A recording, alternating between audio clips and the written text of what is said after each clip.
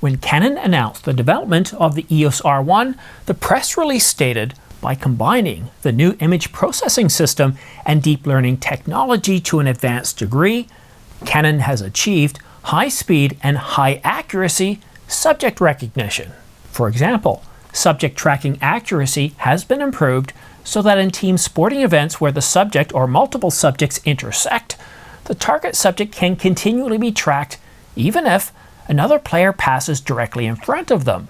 The autofocus action priority function recognizes subject movement by rapidly analyzing the subject's status and automatically determines the player shooting the ball as the main subject and instantly shifts the autofocus frame, thereby helping to capture decisive moments of gameplay.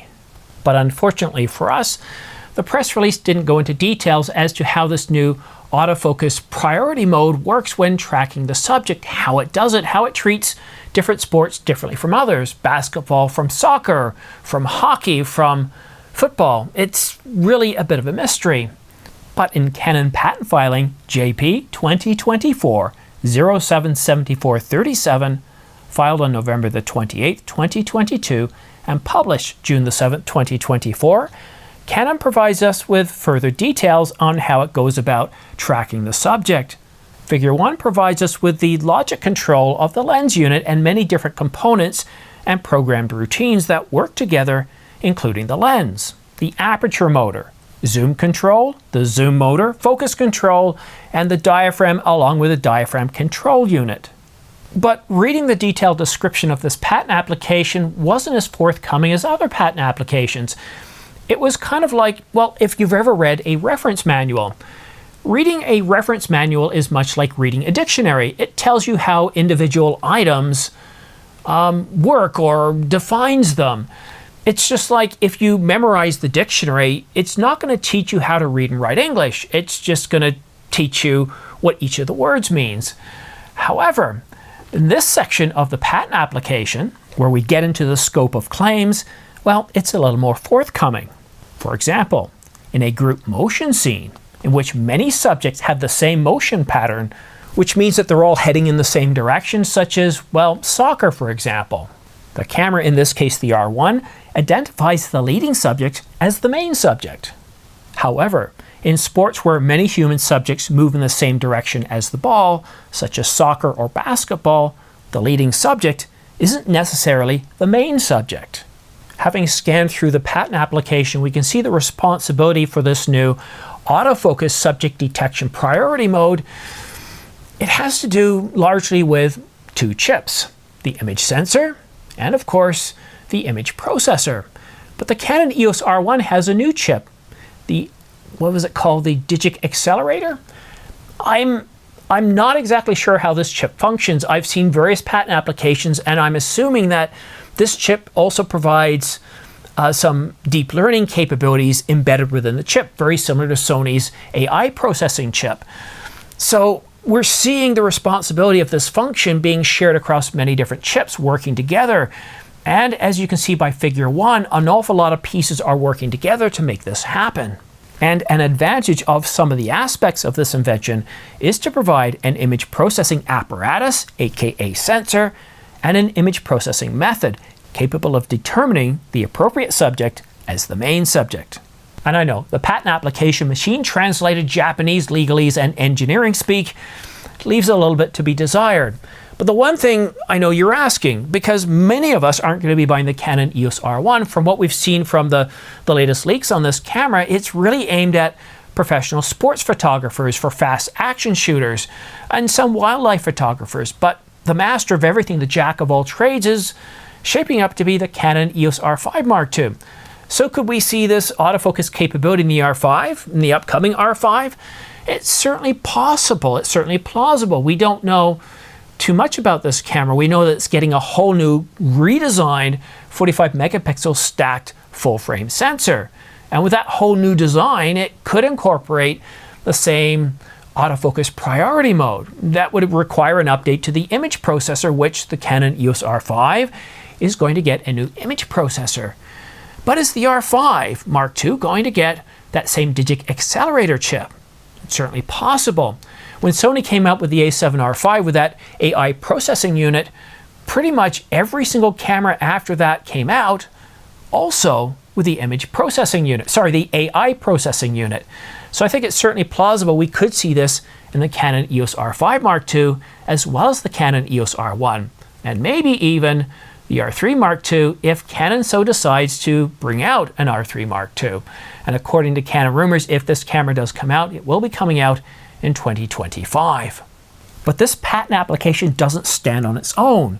Canon patent application JP 2024-045467 claims to solve the autofocus prediction and determine the path of a subject. And it also borrows from Canon patent applications JP 2023-154970 and 2023-161440, where Canon is able to better maintain focus on a subject or object if it's temporarily blocked or hidden by another subject.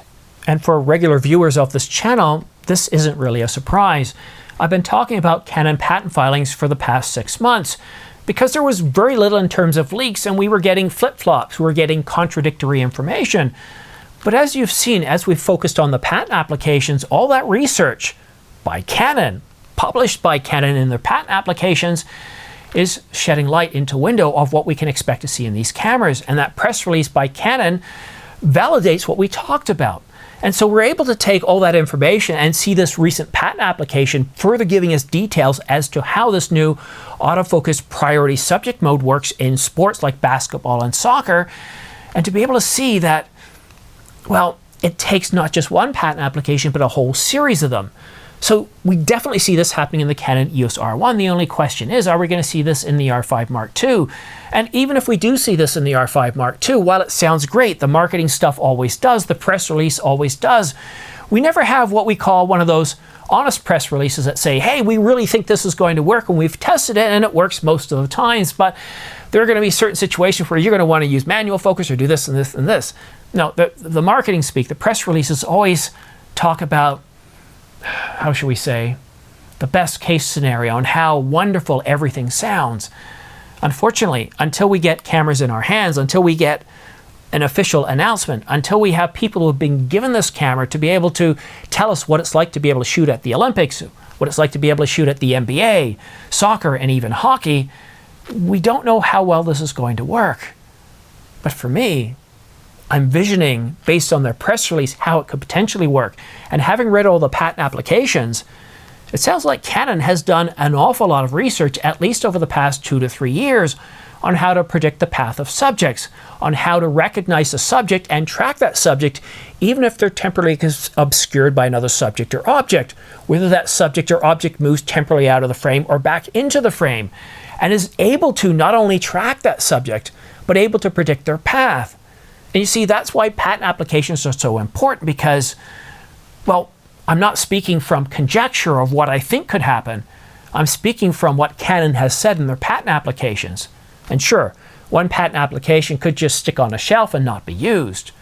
But some half a dozen or several dozen patent applications, all dealing on improvements to autofocus, subject tracking, tracking predictability. No, we're definitely going to see improvements. And as we've seen from Canon's press release, well, some of those patent applications have come to life and have proven to be correct. The only question is, how good is it going to be? And will we see these improvements, this new subject tracking priority mode, in the Canon EOS R5 Mark II? But now it's time to turn our attention to some deals of the week, and I'm going to start off with a whammy. You're going to be absolutely stunned by this price. And right now it's only at one retailer, and it's B&H. Take a look at this. The Canon EOS R3, as you can see here, has something strange. Send email with price. All right, so I clicked on it and my screen didn't blow up and I got this email and look at this. Dear valued customer, our selling price for the Canon EOS R3 mirrorless camera is $39.99. I'm shocked. $39.99. That's only $100 more than the release price of the Canon EOS R5. That's less than $4,000. That's $2,000 off its release price several years ago. $39.99 for the Canon EOS R3. And I just had a message sent to me the other day from a gentleman who was really happy about the R3. And you know what? You might want to return that, or at least contact the place you purchased it from and say, hey, look, it's now $39.99. Do you want to price match and refund the difference? $39.99 for the Canon EOS R3. Wow, that's an impressive price. And yeah, wow. You know what that tells me? That the Canon EOS R1 isn't going to be just some minor update. It's going to be a huge surprise. It's going to be, for those that are doing sports shooting, fast action photography, for all of you that need that kind of scenario with a 24 megapixel sensor, stacked sensor, I think this price discount tells you that compared to the R3, it's going to be like last year's technology. Wow. $39.99. So that's currently only at B&H, but I wouldn't be surprised if shortly after publishing this video, word's going to get around to Adorama and they're going to lower their price as well. $39.99. What an incredible price. But let's take a look at some other deals. The Canon EOS R5 still on at $28.99, and the Nikon Z8, the closest competitor to the Canon EOS R5 Mark I, is $34.96. But there are many other sales on lenses, camera bodies, and accessories. And if you want to check those out, go ahead and take a look at my description down below. I've got some 30 links right now to various cameras. I've got pre-order links for the C400, the RF 35mm f1.4, the GH7, a whole bunch of cinema cameras that are on sale, a whole bunch of stills hybrid cameras are on sale, some lenses. You know what? The description's just getting a little silly right now, but I was expecting some of these sales as we hit June to kind of go away, but that's certainly not the case. And if you do use the links in my description down below, you don't have to put in any codes, you don't have to fill out any forms, it doesn't take you to a strange website, it takes you directly to B&H, Adorama, or Amazon.com. However, as part of fair disclosure, if you do use my links, I could get a discount, well, not a discount, a commission back from those retailers of anywhere from 3 to 12% back, which goes right back to supporting this channel. Doesn't come out of your pocket, doesn't cost you anything. You get to save an awful lot of money on a new camera, lenses, or accessories, and I get to benefit with a small commission. And a big thanks to all of you over the past week that have pre-ordered the C300, the Canon RF 35mm f1.4, and some other fine products. Thank you so much. This channel wouldn't be where it is today without your help and your support. It's greatly appreciated. And for all of those of you out there that have commented, that like and subscribe, follow me on Twitter, thanks so much. It means an awful lot to me. You don't have to buy anything using my pre-order links. But if you do purchase anything, that's one of the greatest ways to support this channel. I'm not looking for donations. I want to provide you with information. I want to inform you and entertain you. And if you want to support this channel, those are the best ways of doing it. You can use my affiliate links, and I think that's one of the best ways because you get to save yourself a lot of money, and in the process, I get a small commission. But here we are at the beginning of another week. We are supposed to be getting, according to my source and other sources from other sites, such as Canon Rumors, getting the announcement of the Canon EOS R5 Mark II and the R1 in July, and that is, well, a month away, less than a month away, about 3 weeks until we enter July.